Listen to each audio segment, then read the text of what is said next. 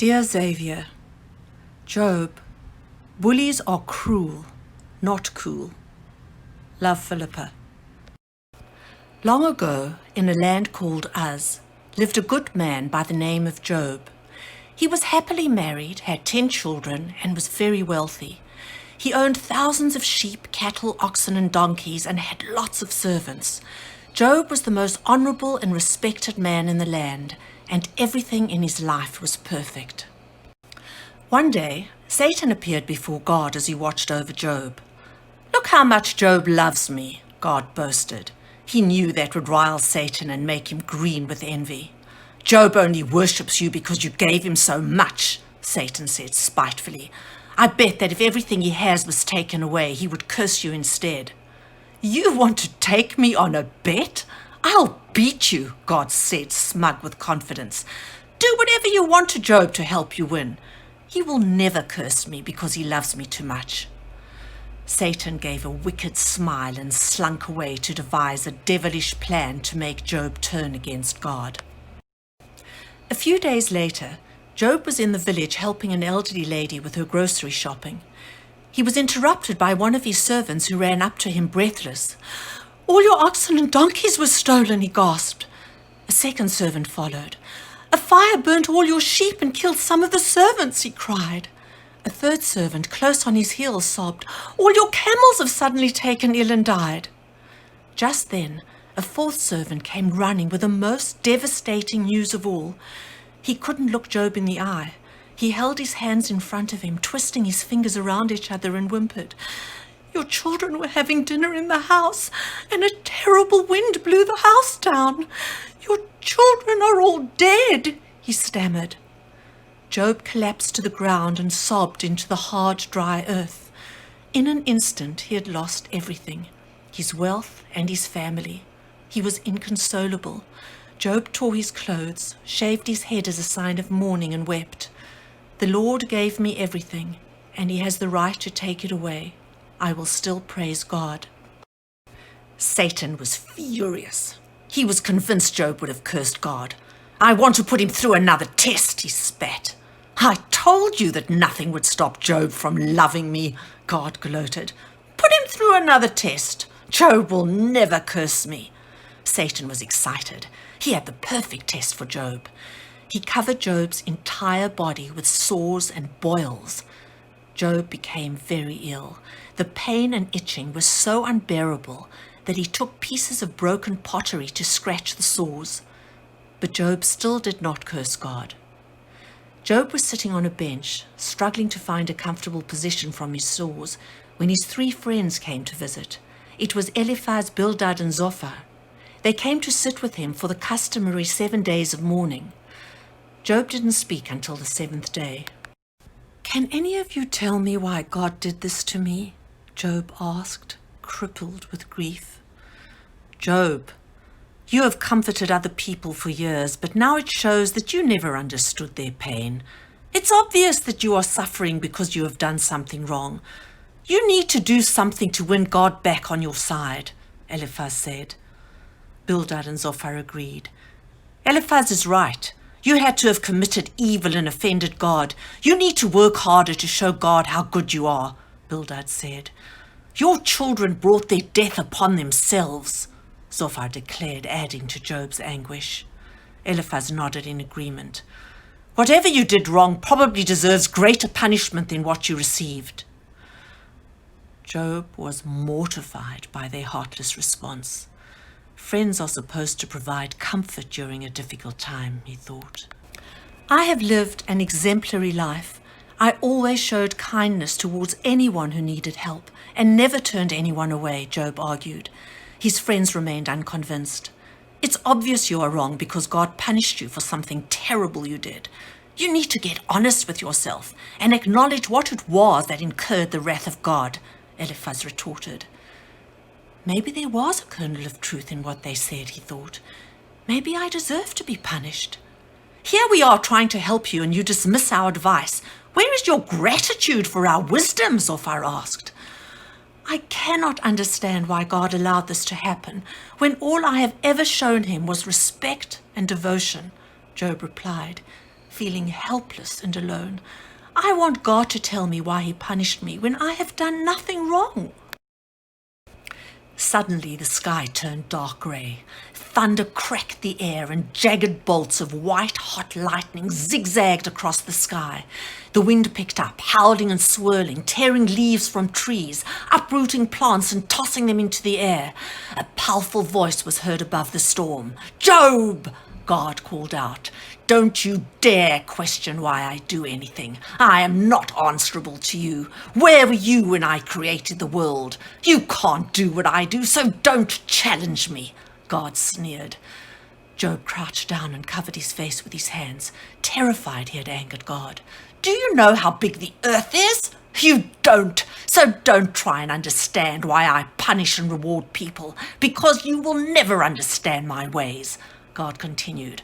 "I am all powerful, and you are nothing compared to me. I create the largest beasts in the world, the behemoth and the leviathan," God bragged.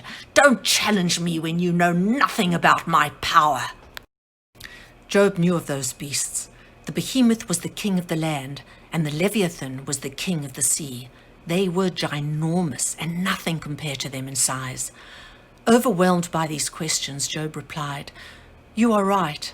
I know nothing of your power and have no right to question you," he apologized, filled with shame. "Good. It pleases me that you apologized and admitted you are nothing compared to me.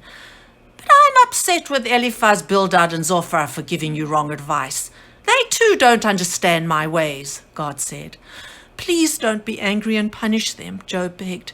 "They need your forgiveness, not your punishment." "I will agree only because you asked me to," God replied. "I will also reward you because you continue to love me and help me win my bet against Satan. I'll heal you and give you back everything you lost." As suddenly as the wind came up, it died down. The clouds disappeared, the sun shone bright, and the most beautiful rainbow stretched across the sky. Job went out for a walk to clear his head. He was still confused. "I didn't deserve what happened to me," he thought. "You are right, Job.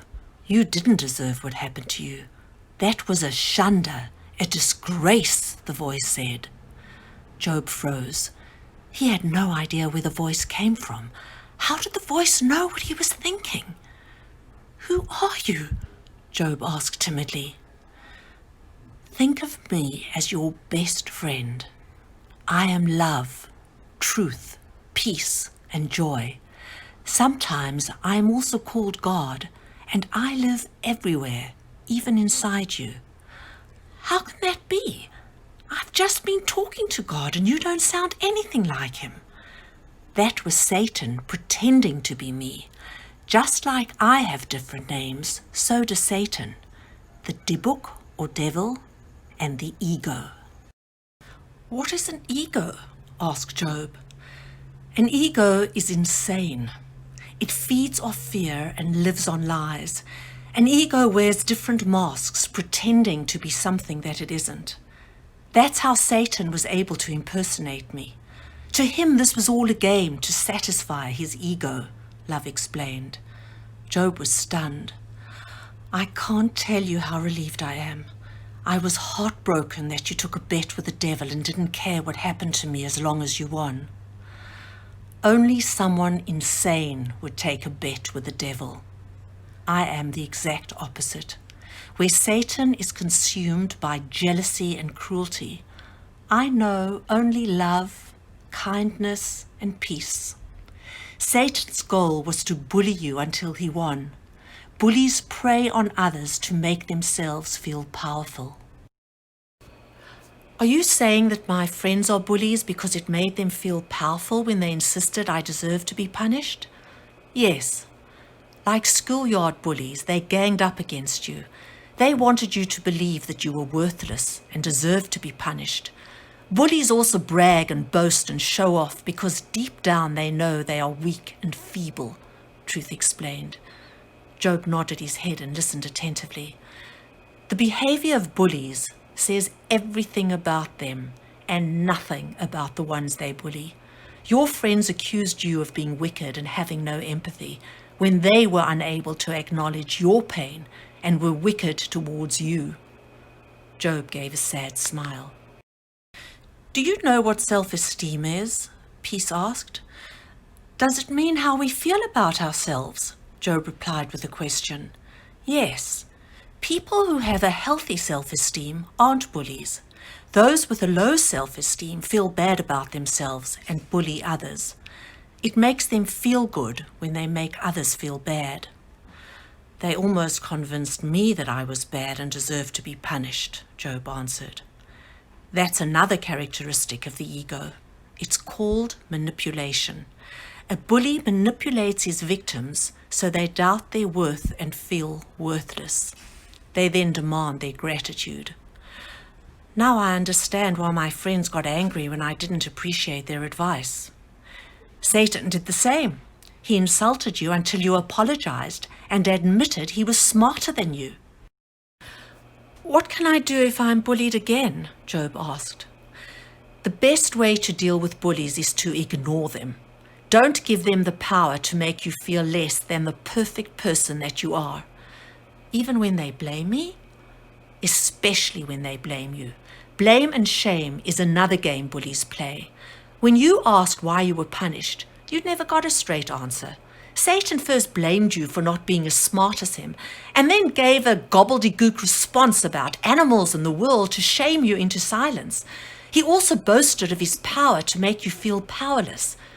He couldn't give you a straight answer because there is never a reason to bully anyone. I have a question for you, God said. Why did you say that the Lord had the right to take away your children, servants, and wealth? I believed you had the right to punish me because you work in mysterious ways and we don't understand what they are, Job replied. Job, use your seichel, your common sense.